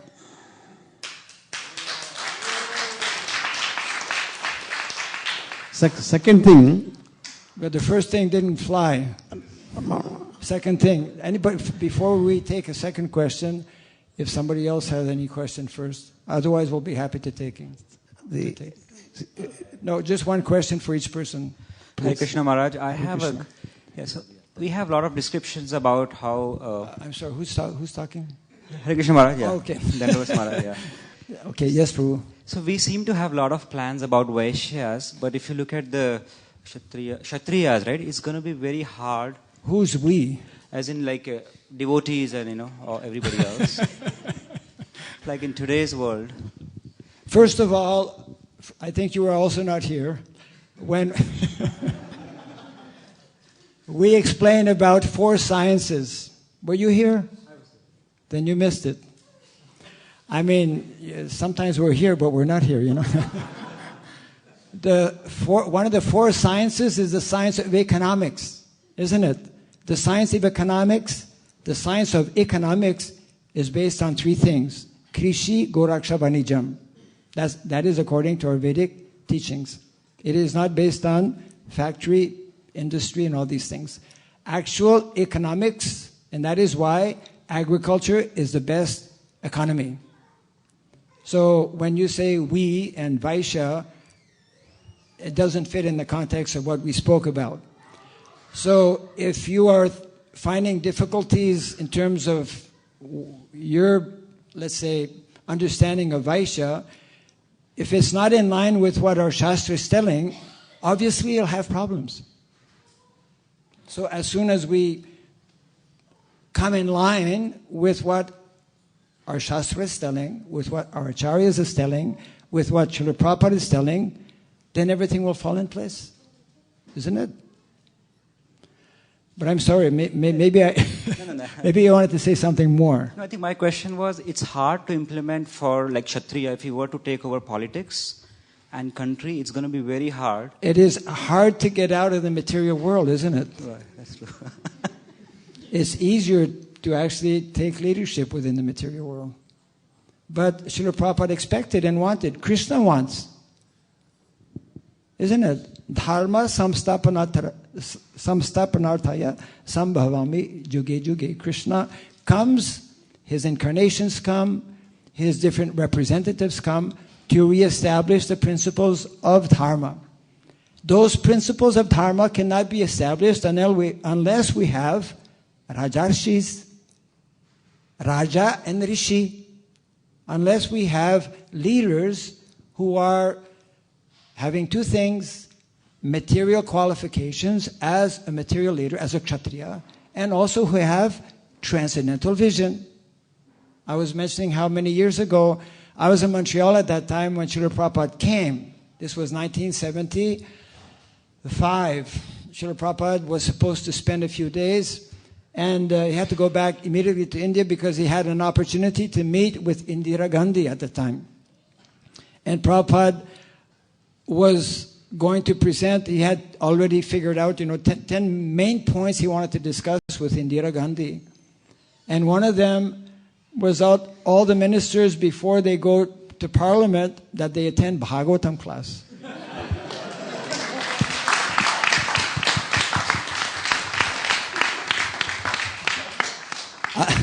Otherwise, what kind of resolutions are they going to pass?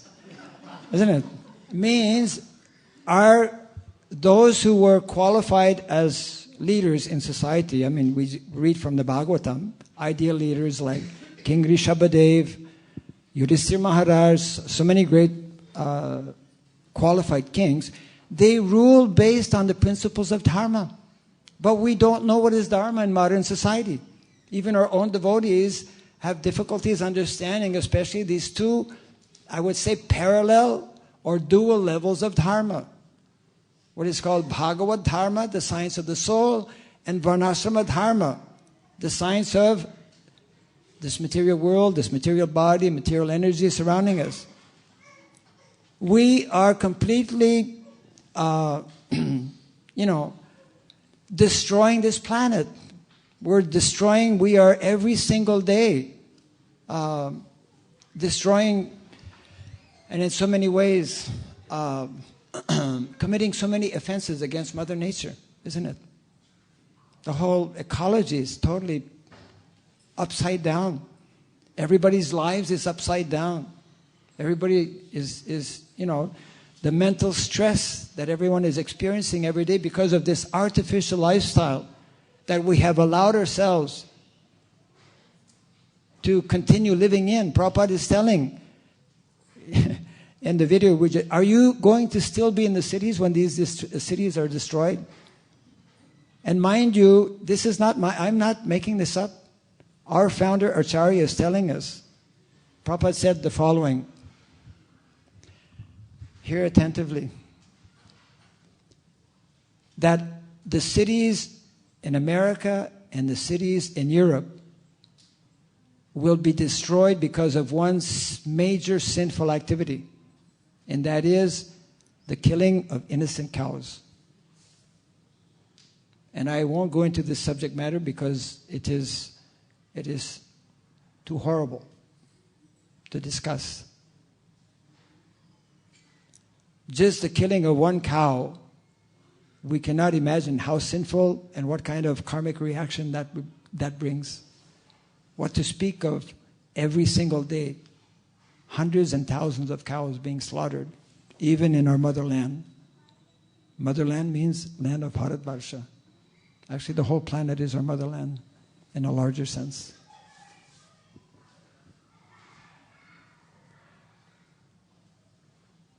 Any other? Maharaj, can you say something more about why the fourth wave is called classless society? When we think that you talk about 4 varnas, it's 4 different social classes with different occupations and different qualities and everything. I can only glorify Srila Prabhupada when he uses this term classless society, and in the same breath he talks about 4 varnas and 4 ashrams. Only Prabhupada can do that. So Prabhupada explained the following way. Classless society means that every individual in each of the 4 varnas and 4 ashramas understands that he's a devotee of Krishna. The same. We're all the same. We're all servants. But externally, we accept this temporary designation. And we were mentioning earlier, as like Prabhupada's example, as like in a drama. In a drama, we know that for 1 hour, I'm going to be a king, We're going to play the role of a king or whatever. But we know that when we're on stage, we're dressed up as a king and we're speaking like a king and everyone is thinking we're a king. But internally, we know I'm whatever I am, I'm not a king. So in the same way, varna and ashrama, for this lifetime, externally we accept. So it means that varnashram is not only for people who are not Vaishnavas, it is also for Vaishnavas, you see. Because it is Vaishnavas who are at different levels of advancement. Because, as we explained also earlier, most Vaishnavas, and we give all respect, of course, we give all respect to all living entities, especially so to people who are chanting the holy name, who are practicing, the Vaishnava principles. But even in the beginning stage, as we know, Vaishnavas go through different stages, isn't it? We go through the process of sadhana bhakti, where we are still struggling with the gunas, with the modes of material nature. So to help us actually, it's like a railway, line. There are 2 lines. Railway runs on 2 lines. So spiritual life, Bhagavad Dharma is 1 line, Varnashrama Dharma, material line is the other, like that. Yeah? Okay. Thank you. Hare Krishna. Yeah. Hare Krishna, Prabhuji. Hare Krishna. We have 3 gunas, like Sato, Tamo, and Rajo. Yes. And then we have 4 varnas. How does it work? Yeah, go ahead.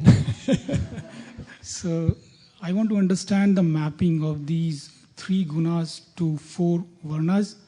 And because when we say Shudra in varna, then generally as a society, nobody is want to be a Shudra. So, but we always say in our classes and spiritual texting, we say we should be in Sato guna. Yes, yes. And so, and Shudra, when we talk about, like, we always trying to move towards that goal. Yes. Where we should be like at a platform of Sattva guna. Yes, yes. So how a Shudra, we are asking him or her to going there with guna. So got it. Okay. So just very briefly, Krishna speaks, isn't it? Chaturvanyam mayasisam guna karma vibhagashaha. Guna and karma. First, follow closely. For someone who is not a devotee, his guna will be, guna means quality, his guna will be in connection with the 3 modes of material nature. And his karma activity will be generally also in connection with the natural divisions that are there. If someone is a devotee, his karma may be the same.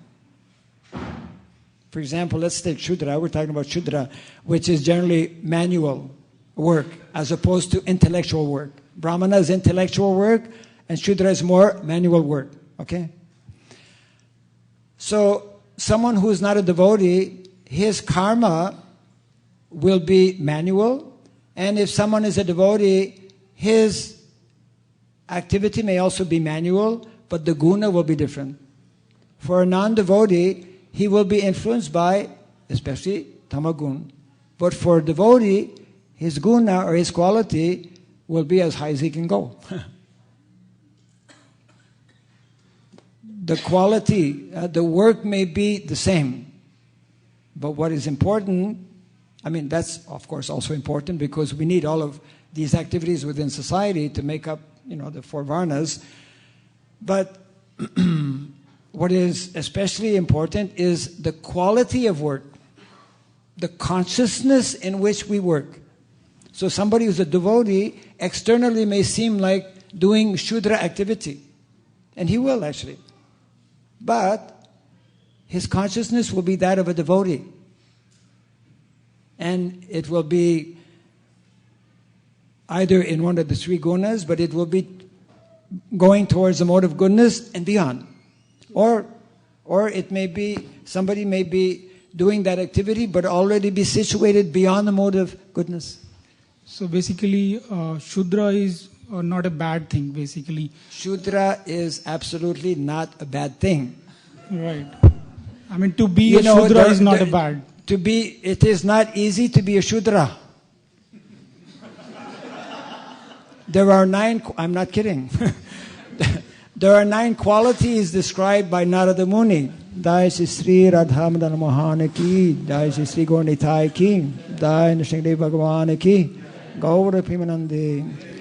Narada Muni describes in the 7th canto of the Srimad Bhagavatam, 11th chapter. Kindly make a mental note, 11th chapter to 15th chapter of the 7th canto. Narada Muni gives his whole thesis about varnashram. There he explains 9 qualities that are necessary for someone to become a qualified Shudra. There is such a thing as a qualified Shudra. When you become a qualified Shudra, you become a human being. Haribol. Yeah, because when one becomes a qualified Shudra, he is part of varnashram. And he can assist the Brahmanas, the Kshatriyas, and the Vaishyas. So one becomes a human being by becoming a qualified Shudra. Is that good or bad? It's good. Yeah. But why do we, when we always talk about Shudra, we first laugh? Yes. And then we say, the whole world in the current situation is Shudra. And then we laugh. Yes. What does that mean? Yes. It's yes. Low. Because we're not reading Prabhupada's purports sufficiently. No, because there is, because in India especially, and outside of India, for the last 2,500 years, since the time of Lord Buddha, and that is why Lord Buddha rejected the whole kit, right? He rejected all the Vedas, all the Vedic writings, because of misuse of the Brahmanas at that time. You see. And therefore, this system, which is a perfect system, which is the most scientific system, can be misused, has been misused actually in Kali Yuga, to such an extent that today, as you rightly say, we speak of the word Shudra and it means like bad, isn't it? But I'm not saying, Narada Muni is saying, I'm just saying what he's saying, that Shudra, qualified Shudra, is a very desirable thing. It is a very good thing. Good Shudra means good servant. Actually, as devotees, we're all meant to become good Shudras. We're all meant to become good servants. So we have to start looking at it, understanding it in that way. So in this way, we speak of Brahmana, Vaishnava, And of course, everyone is quite happy and satisfied and at ease with Brahmana Vaishnava. Then when we go down, Kshatriya Vaishnava, oh yeah, we have many examples of Kshatriya Vaishnavas. Then we go down a little bit, Vaishya, Vaishnava. We do have, Nanda Maharaj. So many. And then Shudra, we have examples also of Shudra Vaishnava, from Shudra background. But their mentality was not, as we think, let's say, a mode of ignorance. Shudra, when not connected with this knowledge, especially of bhakti, then he is under the influence of mode of ignorance. That doesn't mean that he is ignorant about everything. Generally, one is ignorant or less knowledgeable about the science of dharma, because the science of dharma is a very deep subject matter. But anyone, by the mercy of Krishna, mercy of the Vaishnavas, regardless of one's external material occupation, can become fully, completely self-realized, because that's the nature of the spirit soul. Spirit soul is not affected by the material consideration. So when we take up to the knowledge, to the practice and the science of devotional service, Prabhupada emphasizes also at the end, especially by the chanting of the holy name, then we can learn to transcend the whole situation, but it doesn't mean that we don't utilize it or don't respect it.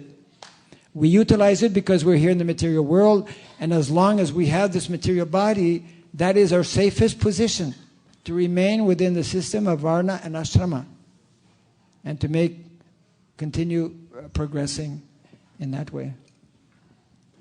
Okay? Hare Krishna. So, we have another 2 or 3 minutes, maybe.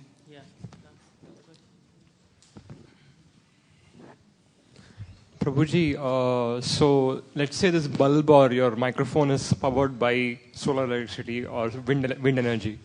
Would you then be more acceptable of industrialization, because these are products of industrialization? So if industry is in harmony with environment, would that be in line with Vedic culture is not against industry.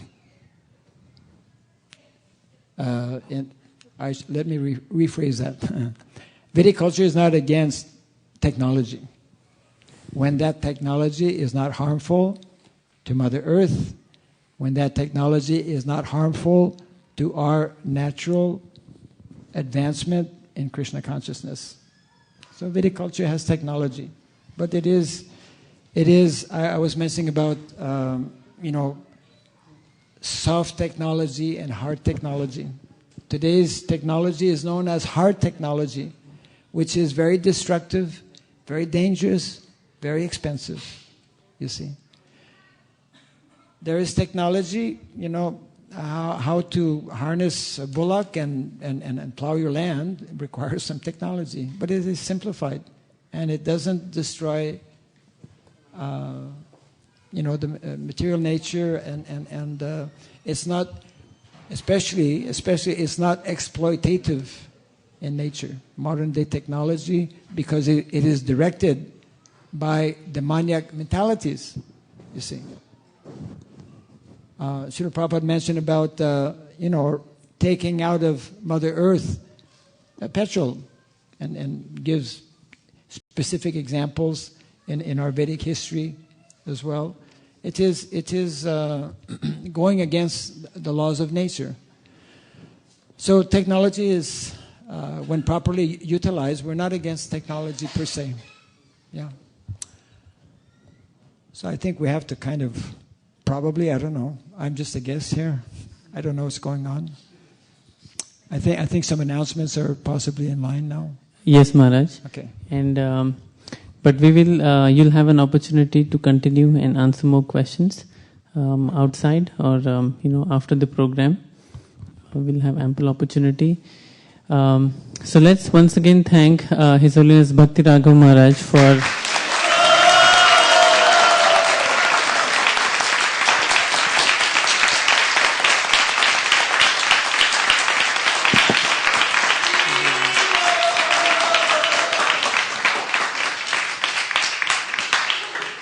Thank you very much, Maharaj, for keeping us in your purview and coming here at least once a year or so to keep us informed of the very important fourth wave of Srila Prabhupada's mission. Certainly, we as devotees ourselves need more education and training in this department, and we're very thankful to you for taking the leadership in this aspect and educating the entire devotee community around the world, including us. So we're very much thankful to you.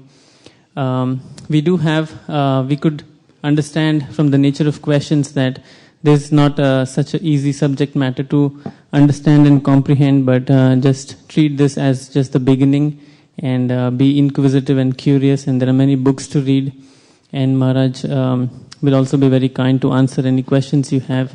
So continue your interest in this subject matter. It's a very important one, and I'm sure we all can make progress and advance even in the fourth wave of Srila Prabhupada's movement. Thank you very much, Maharaj. Those who are here for the first time, can you please raise your hands? We'd like to give you one round of welcome. Any newcomers? Those here for the first time? Here, one Mataji, and who else? Oh, here, there's one Prabhu here. I'm sure there are some other newcomers out in the corridor as well. So please don't mind, this was today a relatively heavy dose of Krishna consciousness. But you are also in one sense very fortunate to have got, the real message, the essence, without any soft corners, so to speak. But please do come again, and I'm sure you'll have many questions. So any of our volunteers would be happy to answer your questions. And also we have a small gift pack as a welcome gift for the newcomers. When you step out to take prasadam, you can collect your gift and also leave us your contact information so that we can keep in touch. We have a lot of festivities coming up as we are approaching the Sri Krishna Janmashtami 2013. If you look to your left, there's a big, nice poster announcing our monthly festival. And the Janmashtami is our biggest festival of the year. This year is very special.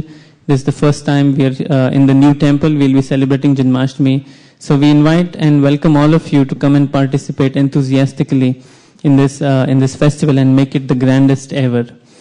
In this regard, I'd like to give the microphone to Hansapriya Mataji to make a few brief announcements regarding the festival. Thank you, Vrindavan Priya Prabhu. We are very happy that you are here, and today is the weekend before Janmashtami, so as you can understand, we have a lot of excitement going on. And as we know that every year Janmashtami we have a non-stop Krishna Katha, and Kirtan goes on all day long. So we're going to start 4:30 a.m. morning with the Mangala Arati, and then we're going to have all day non-stop. And we are very fortunate that we have His Holiness Bhakti Raghava Swami on that day. And he would be blessing, initiating our own Bharani Mataji. So that's going to be a beautiful initiation ceremony. So you please make sure you're here early part of the morning, which is going to be around 10 o'clock. We'll have details scheduled. Damodar or Vishakha would send it out this week, which has been already gone out. But if you have any question, we'll send it again. We also have His Holiness Giriraj Swami, Ritadvij Swami, and also Keshava Bharati Maharaj. And we are very fortunate that we have, as always, Vaisheshika Prabhu. So we are very blessed. We are very fortunate to have such a wonderful association. I can't speak enough. We are also blessed to have his, such a wonderful Prabhupada disciple on Vyasa Puja Day. Beside all the mentioned Swamis, we also have His Grace Raghunatha Prabhu, Mother Jagarini, Satyadev Prabhu, Mahaguna, Kanka. So we are very blessed. We're going to have a beautiful, beautiful Vyasa Puja ceremony on the next day. And that schedule will be sent out also tomorrow. Okay, so in order for us to put this festival together, we need lots and lots and lots of help. We do need a financial help as well as all the volunteers who can help us out. For us to put this event, it takes probably 15 to 20K. So whatever you can help out in, whatever, little pitching you can do, it goes a long way. So I've been torturing Rajesh Prabhu here. He's been holding this board.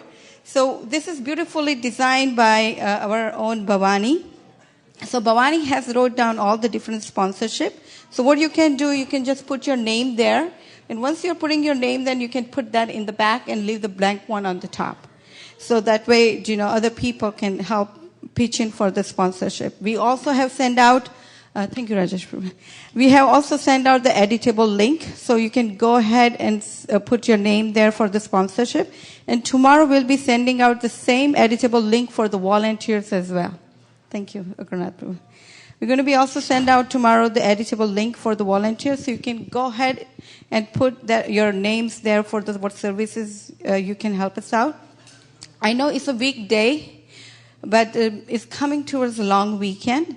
So if you are fortunate enough to take a day off, this is the best date. I know we take vacation for our families and stuff, but this is the biggest family of ISV. This is a time to take a day off. So, and this is a wonderful day we won't squeeze you out. You don't have to do all day of service. But just spend 4 hours doing service, spend 4 hours in chanting, there's the initiation ceremony, attendance. We have it's very rare to get this association. We have a broadcasting system also, but if you can't be here in person, there's nothing like that. So if you please attempt to take off, not just to help us out, but for also Shravanam and Kirtanam, that's the best day. I will keep it short. And we do have, beside the sponsorship, there's one of the sponsorship is Kalash. His Grace, right now, right there. His Grace, Damodar Prabhu is helping us out with this project. So I'm just going to have him say something very quick. Very short. Get a kalash and offer it to the Lord on Shri Krishna Janmashtami. Comes for $501 and $751. Thank you so much. $751 and $501. Just for you, $501, $751. So one is a gold polish and one is a silver polish. That one is a gold polish. And also, this is a beautiful thing. For me, the best part of the day is to see the deities getting abhishek with the different Panchamrita, and then, it's such a nice hymns, kirtans, and lots of beautiful presence. It just has a beautiful energy. I'm not the best describer, but you get to feel it out, experience it yourself. And you get to do, if you sponsor that kalash, you get to do that your own. Actually, we don't generally allow, unless you are the Brahmana, to bathe the deities. But on that day, it's your day. Make it your day. So reach out to Damodar Prabhu. He will be outside, and I will be outside also asking for the volunteers. And if any help financially, you can help us out as well. So I won't take it long. I'll pass it on to Vrindavan Priya Prabhu. Thank you, Prabhu. We have one sponsor for tile, Kishore Prabhu, $2,000. Let's give up. And Janmashtami is a very good way in which, in case you want to dedicate a tile in the $1 million wall, you can also reach out to us. Each tile comes $2,000. We have close to 295 tiles left. Thank you so much. Hare Krishna. So we have just a few more announcements, and then we'll go outside to take prasadam. One update we would like to give in the auspicious presence of Bhakti Raghava Maharaj is that, Maharaj, I'm not sure if you're aware, but we have made some progress in terms of a farm community or our cow protection here in the San Jose Bay Area. And Hari Guru Prabhu has been working very hard to organize a deal with a local farmer, a dairy farmer, where you will be going during this visit. And he has been arranging ahimsa milk for the temple usage and for the usage of all devotees. So actually we have a nice facility where we can bottle the milk into a gallon size bottles or a half gallon size bottles. And as Maharaj mentioned in today's lecture, milk is one of the items that in the Varnashram society should not be sold. So this ahimsa milk is actually priceless. So we cannot put a price label on it. but we do suggest a small donation to keep our costs, covered. So for half gallon, we suggest a donation of $5. That's a cute little bottle, half a gallon. And we also have a 1 gallon bottle, and the suggested donation for that is $10. This is, of course, the minimum that you can give. You're welcome to give more as a donation. All the proceeds goes towards the protecting the cows at this facility. So we'll begin the visits to the farm with starting with Bhakti Raghava Maharaj, and eventually we'll also be organizing field trips to this farm in a little bit south of here, so that all of us can actually practically come to know what it takes to maintain cows, what it takes to get healthy and fresh milk, and so on. So in that sense, we are happy to inform you we've made some progress, but there's much more way to go. So actually today we have 70 gallons of milk in our refrigerator back in the temple, back in the kitchen, and those devotees who have been taking milk on a weekly basis are welcome to take more milk this week to perform abhishek and prepare nice sweets for the Lordship on the day of Janmashtami. And whatever you take, please inform to Hari Guru Prabhu, and also you can deposit your donations with him. Thank you. I'll now quickly give to Sri Krishna Purushottam Prabhu, who wants to educate us on the varnashram package that he's showing today. Okay. Hare Krishna. I would like to thank His Holiness Bhakti Raghava Maharaj for a wonderful class by loudly saying Hari Bol. So tomorrow we have a seminar on simple living, high thinking with a PowerPoint presentation in Stanford. It's open for public, and anybody can come in, and it's a PPT, and it's nice question and answers. Maharaj will answer on that day. So we'll come to the Varnashram kit.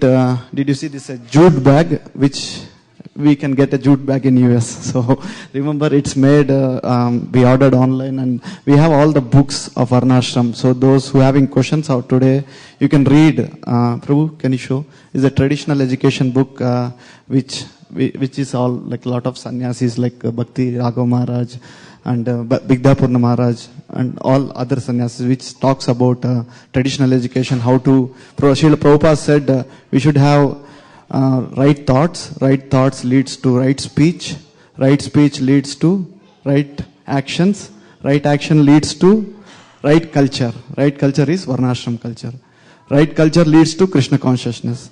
So Srila Prabhupada told that, and you can read. And also I have the Science of Daiva Varnasrama and Village Life, and we have 4 books in the same kit. And inside we also have Goshala products, and Hari Guru Prabhu is kind enough that he will give as a compliment 1/2 gallon of milk and as a part of the package. And this is a cow urine. I went to San Francisco to the customs office and told I'm importing cow urine, and they said actually I told as organic soap. And we struggled a lot to get these products shipped from India. And in San Francisco Radhayatra, we sold a lot of cow urine. It purifies the body, and it's a distilled. And every day you can drink without, in the morning, having a half cup of, or 2-3 spoons of cow urine in the honey and water, you can drink it. So why? Because it's expensive, that we shipped from India. So it goes for $80 only for today and till Janmashtami. And we also have online. And those who takes books, Maharaj will sign on that books. And is having, Prabhu, can you show everything inside? It having cow soap and pain relief oil, everything made with Goshala products in India.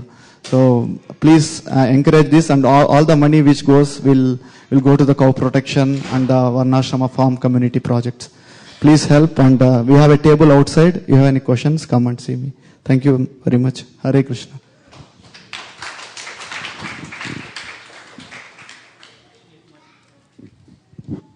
We do have a sponsor for tonight's feast. The feast is being sponsored in memory of Savita Ben Patel, and this check was handed over to me by Dilip Patel Prabhu. So let's thank him for the sponsorship tonight. Hare Krishna. Last but not the least, there have been several cooks engaged in the kitchen who cooked tonight's feast. So we'd like to thank them all. And now we'll chant the prasadam prayers and break for prasadam.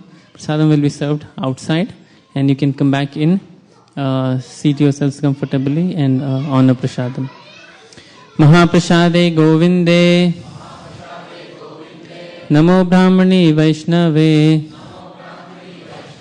Svalpa Punyavatam Rajan, Vishwaso Naiva Jayate,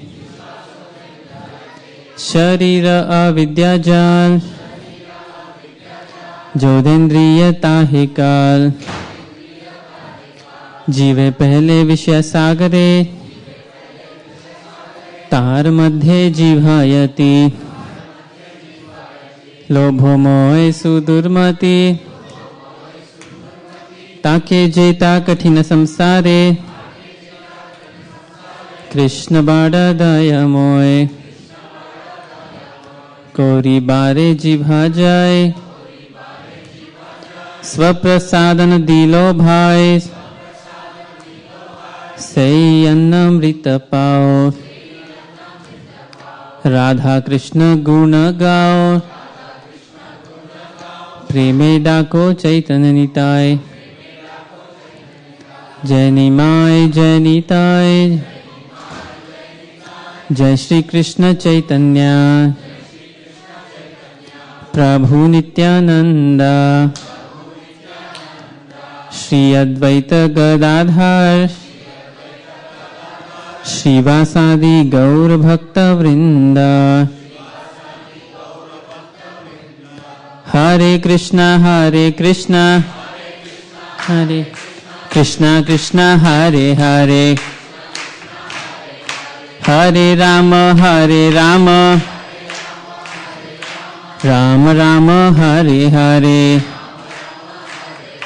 Bhagavad Shri Mahaprasad ki Jai.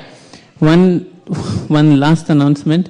I forgot it. Before the Prasadam prayers, there are two twins, young girls, Priya Divekar and Pooja Divakar. They'll be performing some Bharatnatyam dance depicting the pastimes of Lord Krishna. One will be doing it on 7th September and the another one on 14th September. The address and details are mentioned on this flyer.